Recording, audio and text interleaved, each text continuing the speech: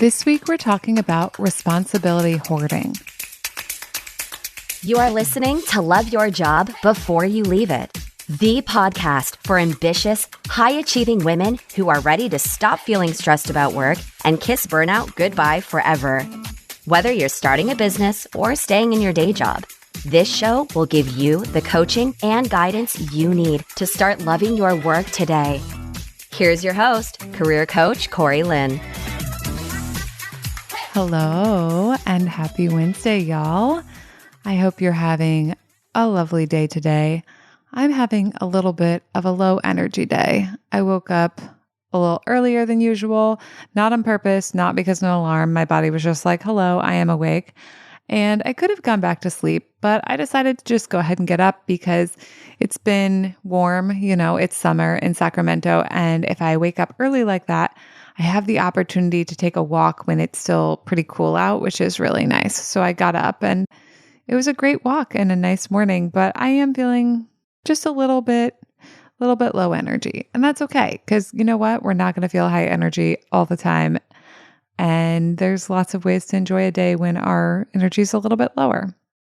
For instance, later, I'll probably be sitting on the couch enjoying some of the Sandman series that just dropped on Netflix that I'm pretty excited about. I read some of the Sandman graphic novels years and years ago, and I never finished the series. I don't really remember why or what happened there, but I'm pretty excited. It's a cool story, or what I remember of it. I've only seen a few episodes of the series, and I just remember really liking the graphic novel, and I generally like Neil Gaiman stuff a lot. So I'm excited about that, and it's a great thing to do on a low energy day.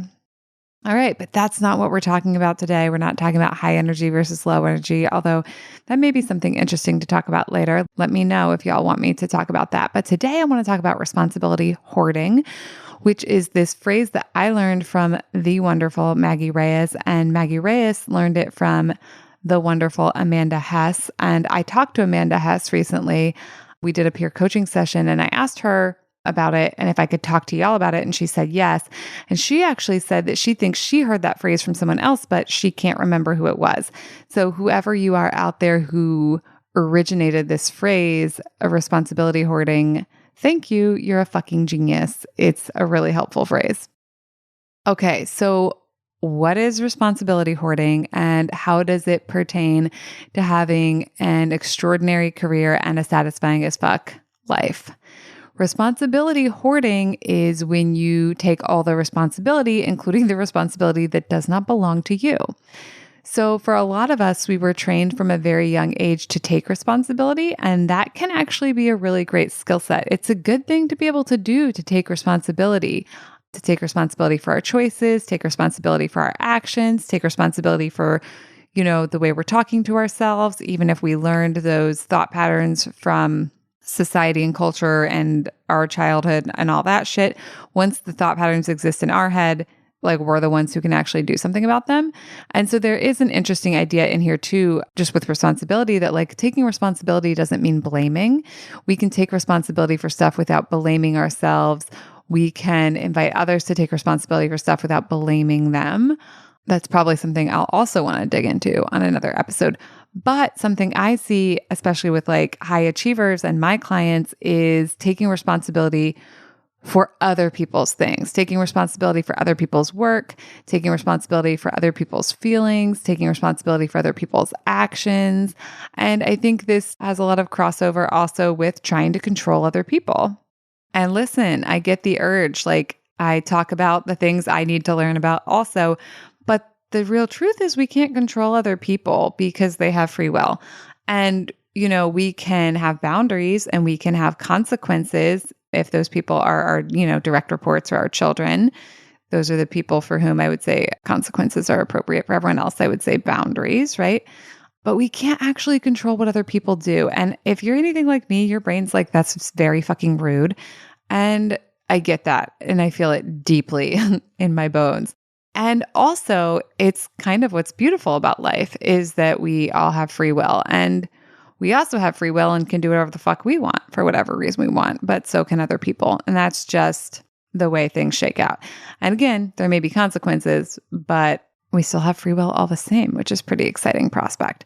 Okay, so responsibility hoarding comes up when we try to take responsibility for other people's shit, and also when we're not willing to let other people have consequences for their own things that they should be responsible for.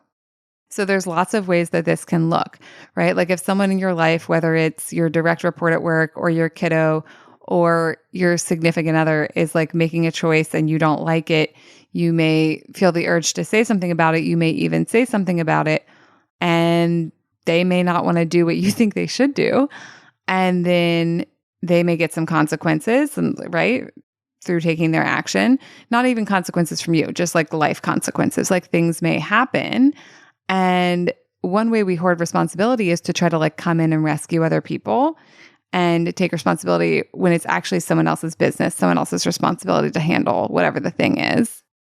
Other ways that we try to responsibility hoard is like kind of trying to be the one who's in control and the one who has all the answers. And listen, I get it. A lot of y'all are fucking brilliant and you do have great ideas and you have thought things through and you do know a way to do them that would be streamlined and beautiful. And there are certain times when it's the time to tell everyone else about our streamlined and beautiful plan to get shit done. But there are also other times when that's kind of just not our business. And I think that can be a really hard pill to swallow for some people sometimes. Like, I think some of us get this idea in our heads of like, well, if I have a great idea about how to do it, then I should like get to be in charge and tell everyone about it. And I'm all for you going out and trying to find ways to do that. And also sometimes we then try to kind of go into other people's areas and territories and take responsibility for their stuff and like run it because we have great ideas. And that just doesn't always work. And quite frankly, other people don't always appreciate it. And it's not always our place. So even if you have a direct report at work, figuring out like, how do you manage them? How do you guide them? How do you lead them? And then like, what is theirs? And how did like, when do they get to like run with the thing, and when do they get to like make the decisions? For people like me who kind of have a more like anxious inner self, it can be really hard to let other people do things, especially knowing that those other people may not do things in the way that we want them to, and they may not do them to our like standards or our caliber. And one of the things I think that's really interesting is to realize that like, and they're not necessarily supposed to be able to. A friend of mine had a, senior leader one time say to them like, yeah, of course your direct report can't do that in the amount of time you could, because if they could do it in the amount of time you could, they would be in your job. They're not in your job. They're not at your level, and they're not supposed to be able to perform at your level. And I think about that all the time. I think it's a really killer insight, because so often we're looking around our lives expecting other people to do things the way that we do them when they're not able to do the things the way we do them. And like, we look around our lives at other people who can do things we're not at their level, and then we like beat ourselves up versus being like, yeah, I'm not at their level. Of course I can't do it that way. It's like, it's fine, because like lots of people can do stuff at lots of different levels that can still create really amazing results. And we don't all have to be the best and be perfect to do a job that matters. And I find that for me and my clients, we often struggle both ways with that. We struggle with comparing ourselves to people who can do a better job than us and then feeling shitty about ourselves. And then we also struggle with judging other people who aren't at our level and then, having shitty thoughts about them. And it's interesting because like with that setup, you kind of feel shitty either way, right? You feel shitty when you're really excellent at doing the thing. And then you feel shitty when you're not the most excellent at doing the thing. So it just doesn't seem like a great setup if we're going to feel shitty either way. Okay, as ever, this podcast is going in all the directions all the time, all at once. And that's fine with me because that's just how my brain works and how I like to talk to y'all about stuff. But let's circle back. So responsibility hoarding is what happens when taking responsibility gets, let's say, like maybe overactivated, right? It's like too much growth, right? Maybe even too much of a good thing, right? Which I think is so interesting because in our culture, I think we do often have this idea that like if something's good, then more is better, but that's just not actually true. Like one creme brulee is really good. One bite of creme brulee is really good. But like 8 creme brulees is probably not going to be great. I'm probably not actually going to be able to enjoy 8. And I may feel very uncomfortable. And even things that are like very, very good for you, like water. You can actually have too much water. It might sound wild for you to contemplate that, but that's a real thing that can happen. And responsibility is like this. the ability to take responsibility is fucking incredible. It's actually a really important skill to have. I was going to say as an adult, but I think actually as a child too, like it's just a really great skill to have, because if you can't take responsibility, that's really going to limit a lot of what you can do in life. It's going to limit your growth. It's going to limit what you're capable of. It's like really hard to grow and improve if you can't take responsibility for the level you're at and for the things you're doing and the results you're creating. But again, too much responsibility taking can backfire. And some of how we're doing that, like I was talking about before, is we're trying to take other people's responsibility away. We're trying to like hoard all the responsibility. This happens a lot in like teams at work, but also in family units. And I think stereotypically it happens a lot with moms. And there's a lot of reasons why that is. And like a lot of it's patriarchal bullshit and the way that people train girls and women from babyhood to like be emotionally responsible for everyone else, but also like all kinds of other responsible. It's like moms are always the keeper of all the things. Not always, but this is like the stereotype, right? Moms always know where shit is. They always like have in their like little mental Rolodex, like who needs a dentist appointment, all this stuff. And so I want to just say that so that you know, like if you're responsibility hoarding, and if like what I'm talking about in this episode, you're like, oh shit, that's me. Again, we can take responsibility for the fact that like you're doing that. We're not going to take responsibility for you like learning that from culture, right? It's like culture taught that to you. That part wasn't your responsibility, because when we're children, our brains just absorb everything around us. They absorb the culture of our family of origin. They absorb the culture of our learning institutions. They absorb the culture at large. They absorb the culture of books and TV shows and movies and all of that. Like, I just know there's like so much shit in my brain. That's because I read like a lot of R.L. Stine. And there's also like so much shit in my brain because I read a lot of like Sweet Valley High, which I don't remember at all, but I remember reading, and like romance novels. And anyways, stuff like that. We get all these ideas in our head because our brain learns through everything we engage with. So that was like a meta lesson within the lesson there, that we can take responsibility for the thought patterns that exist, but we're not going to judge ourselves and beat us up for those being there because that wasn't something we did. And even if it was something we did by reading a lot of Sweet Valley High, like we didn't mean to do this. This is not what we meant. We just meant to like read an interesting, entertaining book. Okay. Mini lesson complete. In families and work teams, this often happens where like one person sort of like becomes the responsibility holder. And the reason I'm saying responsibility hoarding instead of responsibility holding is because I think sometimes when we think about it as responsibility holding, we think about it as like this good thing, like we're doing a good job. And especially because we've been trained to do this and like we're culturally rewarded for it, it can be really hard to let this behavior go. But I see this behavior cause people a lot of suffering. And I think recasting it through the lens of like you're hoarding everyone else's responsibility and not allowing them to have any is extremely powerful, in a way that saying you're holding the responsibility doesn't have the same punch to it, if you know what I mean.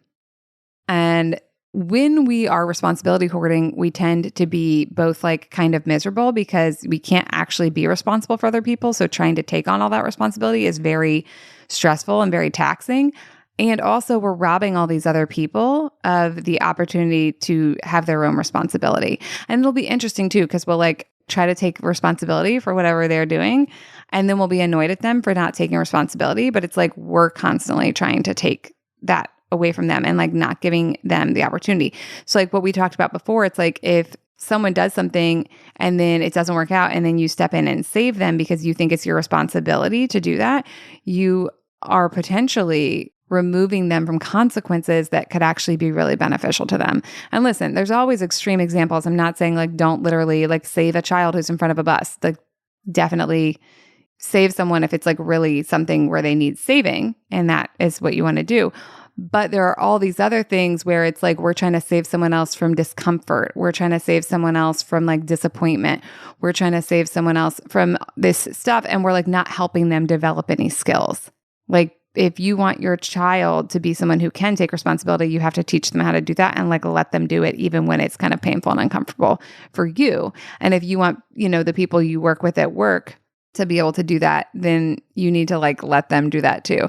And I would just start like, I don't usually talk so much about like what's appropriate or not, but I think it's appropriate at work to let other people have their own responsibility and to not always be trying to save and fix and hoard all the responsibility. Let's also take a minute to think about why you may be doing this. So in addition to like you maybe were socialized to do this from a very young age, I think there can also be a certain kind of emotional pleasure that comes from responsibility hoarding, but it's sort of like I'm a superhero pleasure.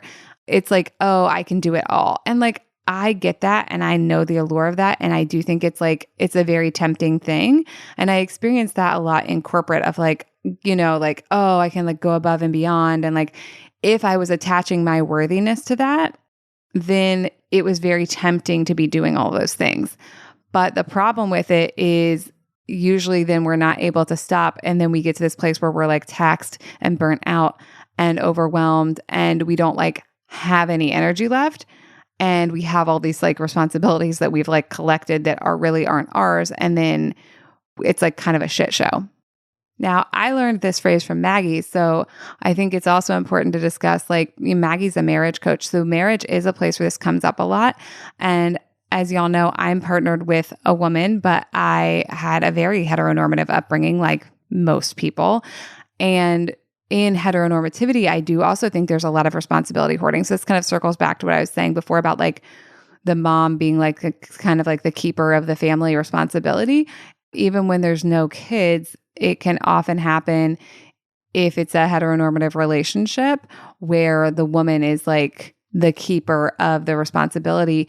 And it can be a very unpleasant setup for both partners. And it can feel very frustrating that other people aren't taking responsibility. And when we're in these situations, we may not even realize that like they're not taking it because we have taken it all and we're hoarding it all. And I think something that this comes up a lot is like, it's like that example I talked about earlier about like, of course the direct report can't do it at your level, but in marriages, I also see people be like, well, I want my significant other to do this, but they do it wrong, and then so the person who thinks the other one does it wrong will like just keep doing it. And then they wind up with like all these tasks and to-dos and they're hoarding all that responsibility for all that stuff. And they don't want to be doing all that shit and they want their partner to be doing it. But on some level, sometimes we're like not willing to let the other person do it imperfectly or do it not at our level.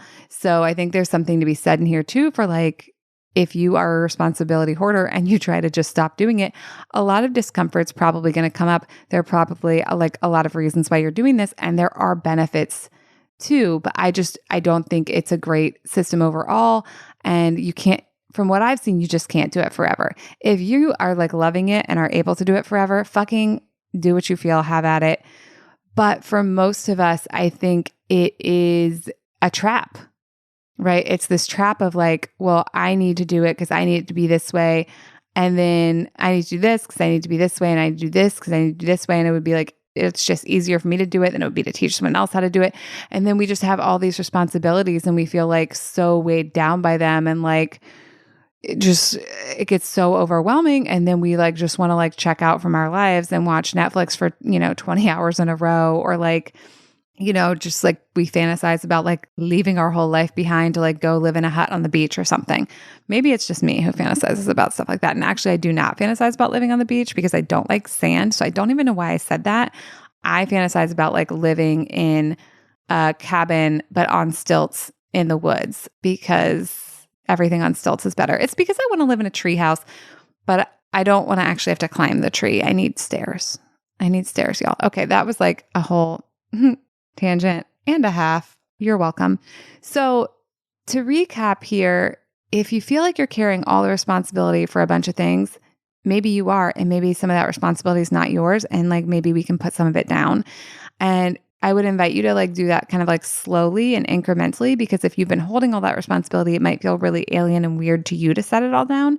And it may also feel really alien and weird to all the other people involved if you just like set it all back down. Now, if you want to do it cold turkey, again, do what you feel. I just find that a lot of cold turkey stuff doesn't work because it's too jarring. And then we revert back to the old thing. So that's that. And while making this change can feel really alien and weird, I think you'll find it's going to give you so much freedom and so much relief. So many of the people I know want more time. They want more space. They want more energy for themselves. And one of the ways we get that is we stop hoarding all the responsibility for all the things at work, all the things at home, all the things with our family of origin, all the things with our, whatever the family we're in now, right? Like, so like usually like if you have children, like that family versus the family you grew up with, even with like hobbies and friend groups, there can often be so much responsibility hoarding, and figuring out like where you're hoarding responsibility versus like where you are taking responsibility that feels really good to you, that you're like, this is great. And I really like all the results and the costs of taking this responsibility. Okay, that's what I got for y'all this week. If you have questions about responsibility hoarding, come and ask them on my Instagram at Corey Lynn.